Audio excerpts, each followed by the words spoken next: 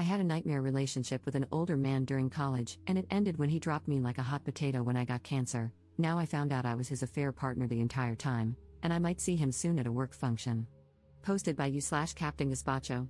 When I, 29F, was 21, I dated a guy who was too old for me. Kevin, 45M, was 37 at the time and an older student in my university program. I'd just gotten out of a bad relationship and thought Kevin was great. Of course, there were red flags everywhere, but I was so naive back then that I didn't question any of it. Kevin and I dated for 6 months. He quickly told me he loved me and asked me, pretty aggressively, to move to his home city after graduation. Great, right? Still ignoring the red flags.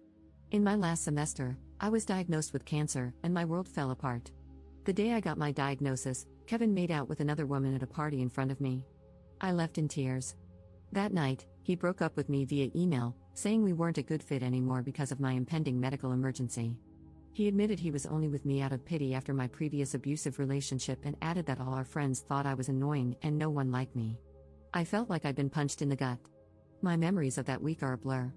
I had to drop out of the semester and take a medical leave of absence. In the meantime, Kevin followed me around campus, demanding to know why I wouldn't talk to him and insisting that I forgive him. I remember looking at him like he was insane. I asked him, "So, are you apologizing for what you did?" And he said, "Of course not, I didn't do anything wrong. It's not fair that you're angry at me like this." I told him to go to hell and focused on getting my paperwork squared away and moving back home for chemo.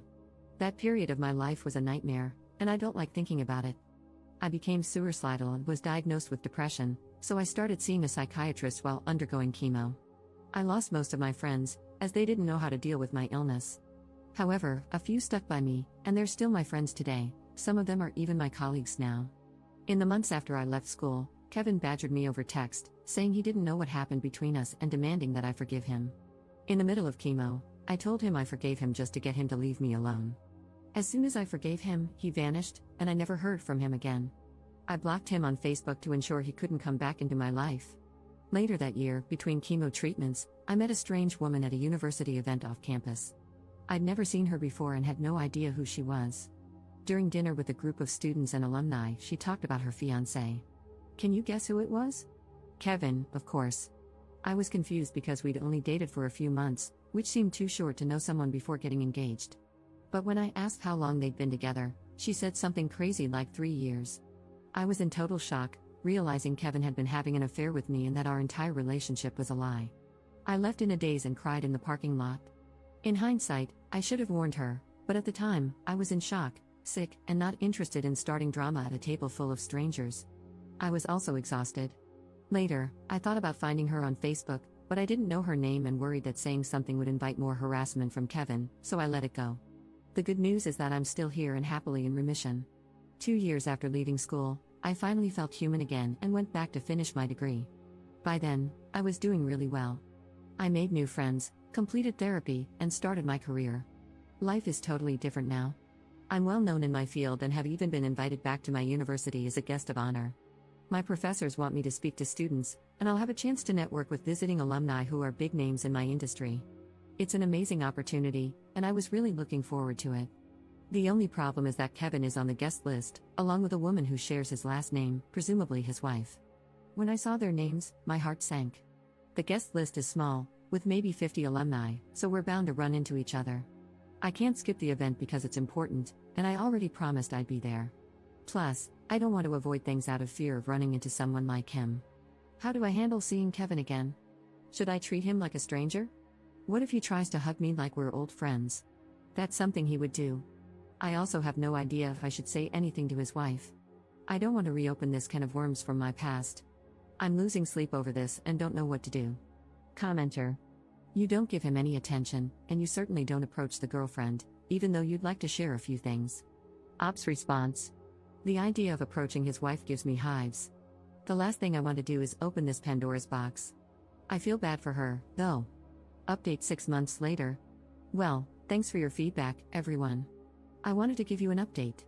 Something I failed to mention in my last post is that my mom used to teach at my alma mater before she recently retired. She didn't know about my brief relationship with Kevin years ago. After writing my post, I decided to share everything that happened with her. Mom immediately got this weird look on her face and said she knew exactly who I was talking about because he used to teach in my department. She said, "I don't think Kevin will be a problem for you." When I asked why, she said, "Trust me, you'll see. That guy is kind of a loser." So I went to the event, and it was amazing. I took some of the advice here and brought a girlfriend so I wouldn't be alone in case Kevin tried to pull something. I met a bunch of alumni and ran into a couple of people I had lost touch with when I got sick. Everybody was thrilled to hear how well I'm doing, and my speech got an ovation when I was done. Anyway, Kevin showed up with his wife. I don't know how to say this without sounding mean, but he's gotten fat and is going bald. I was surprised at how old he looked until someone told me he's almost 50 now, which means he lied to me when we were dating and said he was younger than he really was. Also, I heard from old classmates that Kevin is still studying for his degree and working nights as a security guard now. Kevin was the only person at the event who avoided me. Like, it was obvious. I thought he was going to avoid me all night until I accidentally found myself alone for 30 seconds, which is when he nervously approached me to congratulate me. I smiled, said thanks, and kept moving.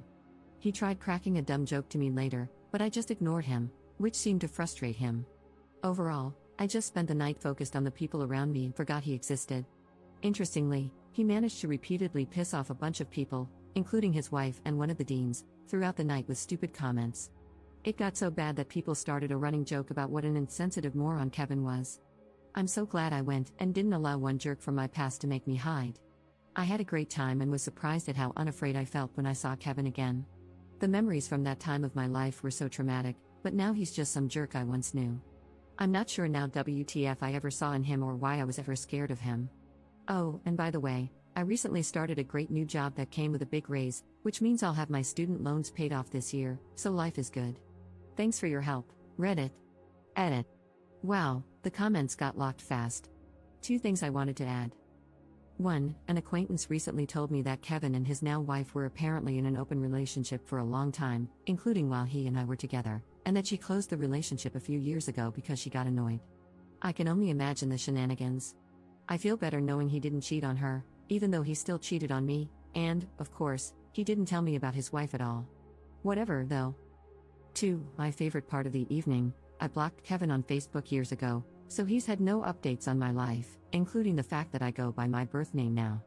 In college, everybody called me by a nickname, but no one's used it in years. So all night, he kept calling me by this super old nickname. People kept looking at him like he was crazy and asking, "Why are you calling her that?" Kevin got super frustrated because he realized everybody was in on some joke he didn't understand. No one would clue him in, I guess. Commenter. Oh, this update gives me life. I'm so happy to hear about your success, congratulations and well done. I'm so glad you are finally able to move on from this idiot.